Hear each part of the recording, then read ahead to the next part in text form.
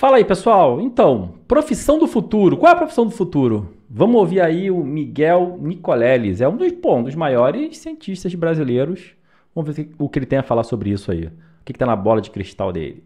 Zélie Amarante, ela perguntou o seguinte: como você acredita que a revolução tecnológica, como a inteligência artificial e a automação, vai transformar o mercado de trabalho e quais as habilidades serão fundamentais para os profissionais nesse novo cenário? Bom, isso só dá um livro, né? Aliás, eu escrevi um livro, três capítulos do meu livro de ciência, O Verdadeiro Criador de Tudo, eu falo no final sobre isso.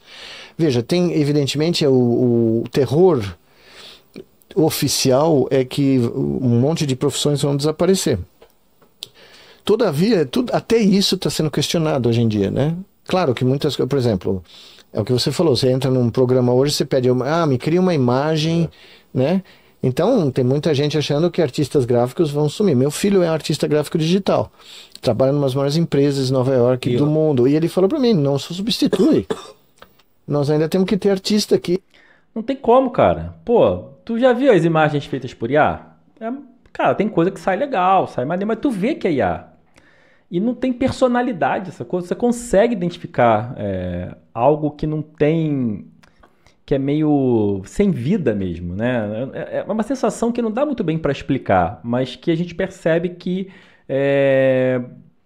não tem a personalidade de um ser humano, né? É claro, eu sou amigo de um artista que usa ferramentas de IA e ele está, vamos dizer assim, treinando algumas ferramentas para usar o estilo dele. Mas ele precisa finalizar, entendeu? Não é uma parada que sai pronta com um clique. Não é bem assim. Então, eu acredito assim que do mesmo jeito que existe essa relação da IA, talvez começar uma produção, começar a criação de alguma coisa e ter que ter uma pessoa muito boa para finalizar no mundo da arte, isso vai acontecer para outras áreas também. Isso diminui a necessidade da quantidade de profissionais que a gente tem hoje? Eu acho que diminui. Entendeu? E, claro, obriga esses profissionais a terem as habilidades refatoradas, porque elas vão precisar aprender sobre IA. Né? Isso aí não tem mais jeito, cara. Esse barco aí já foi. E nós temos que ter designer gráfico, porque não vai criar a mesma coisa. Não vai criar a mesma coisa. Exato, você vai contrair a criatividade humana, porque eu sempre falo isso, é tentar criar o futuro com o passado. Com o passado, Você usa tudo que já foi. Cara, exatamente isso. Pô, quem manja da tecnologia um pouquinho, de como funcionam essas plataformas de IA, né? Enfim, sabe que essas plataformas elas são treinadas com dados que já existem. Como é que a gente inova assim, gente? Como é que a gente vai produzir, por exemplo, né? Tem gente falando assim, a IA cria música, cria roteiros de filme, cria livros, mas ela só consegue criar com dados do passado, né? Claro que a tecnologia dela usa a combinação desses dados para gerar novos conteúdos, mas novos conteúdos baseados no passado. É sempre olhando para o retrovisor. E aí? Isso é um problema, cara. Pô. Foi feito para tentar fazer algo no futuro. Autofagia, né? O nome disso. Autofagia. Então é um futuro sem futuro. Tá? E ele fala isso para mim sempre. Tentaram fazer na empresa e não deu certo. Os clientes começaram a reclamar que tudo parecia igual, que as campanhas de diferentes empresas pareciam tudo igual. Entendeu? Não tinham saroca, né? Arquitetos. Falaram que os arquitetos... Cara, hoje eu recebi 2 apresentações de alunos que eu pedi para que me mandassem para fazer uma avaliação para quem quisesse, né? Cara, eu consegui identificar, inclusive, qual foi a ferramenta de IA que esses alunos usaram para fazer as apresentações, entendeu? Do quão assim... sem personalidade, do quão simplória fica a apresentação, né? Pô, claro, a apresentação dá trabalho pra caramba, então usar IA, beleza. Mas se você só usar IA, cara, não fica com um bom resultado, não adianta. Arquitetos iam sumir, porque você pega todos os prédios que tem no mundo, você fala, eu quero um prédio parecido com aquilo ali. Não, os caras não tá indo pra onde tá indo. Outro problema, medicina. Que bom saber. É um terror, né, cara? Imagina. Todas as apresentações de PowerPoint são iguais. Todos os prédios, a arquitetura são iguais. Socorro! Pô, socorro! Começaram a criar sistemas e publicaram artigos os sistemas de radiologia, isso há muitos anos atrás já. estavam detectando tumores ou certas doenças muito antes do que um radiologista experimentado conseguia fazer. Todavia, começaram a usar esses sistemas em alguns lugares que nem louco, não conseguia detectar coisas terrivelmente simples como pneumonia. O sistema não foi treinado para detectar isso, entendeu? Então, Caraca, mano. Essa eu não sabia, não. Isso é importante, né? Porque, realmente, como é que você vai treinar para todas as doenças? Talvez a IA consiga descobrir a possibilidade de você desenvolver um tumor daqui a 2 anos, mas não pega uma gripe. se Socorro. você não colocar amostras de pneumonia num software para radiologia, ele só vai achar as coisas que você treinou o sistema. As imagens que você usou para treinar. Então esse é um problema. Medicina não é reduzível a um algoritmo. Eu sempre falo isso. Eu presenciei coisas aqui no pronto-socorro do Hospital das Clínicas quando eu estava estudando aqui. Nenhum sistema algoritmo de inteligência dita artificial ia conseguir prever o que eu vi médicos experimentados falar para mim, põe para dentro. Esse cara tá mal. Eu olhava pro cara e falava, não vi nada, media Um médico experiente é punk, né? Porque o cara pode ter a especialidade dele, mas ele consegue, né, identificar problemas em outras áreas, né? Sei lá, um dermatologista consegue identificar se você tem algum problema hepático. Então, realmente, cara, é complexo pra caramba, né? Eu acho que pode funcionar como uma ferramenta para auxiliar o médico, mas ainda não chegou a hora de demitir os médicos, não. pressão. Não tem febre, pulso normal, põe para dentro. 40 minutos depois, o cara infartando na minha frente. Porque o cara tinha 50 anos de janela e ele viu algo, né, que eu não vi. Eu era aluno de medicina, não tinha experiência nenhuma. Então, a panaceia de que o trabalho humano vai desaparecer é hype, boa parte é hype, e também é contraproducente.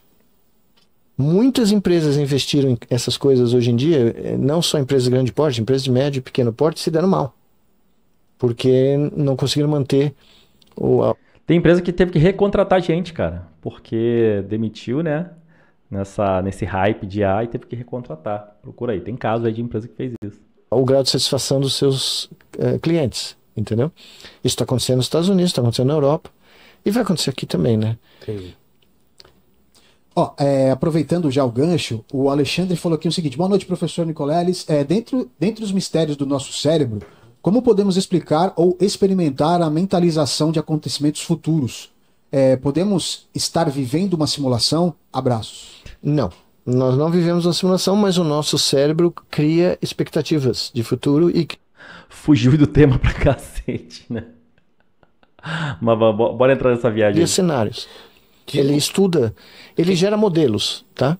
Modelos de Por exemplo, possíveis futuros. você vai sair de casa Sei. em São Paulo, como eu, que não estou habituado, né? Você pensa duas vezes se você vai levar o seu celular mais importante para sair. Isso é o seu cérebro. E gerando cenários do que pode acontecer quando você vai no. Pô, cara, eu nunca tive não, mas síndrome do pânico é o quê? Eu acho que é isso. É o seu cérebro gerando cenários, né, pessimistas e que, enfim, vão te causando ansiedade, vai, enfim, causando sinais no teu corpo, né? Então, pô, nosso cérebro é bizarro. No estádio de futebol. Ou lá no passado, se tinha atrás daquela árvore, tinha um animal selvagem. Isso, no passado se tinha um leão atrás da grama ali. O cérebro tá.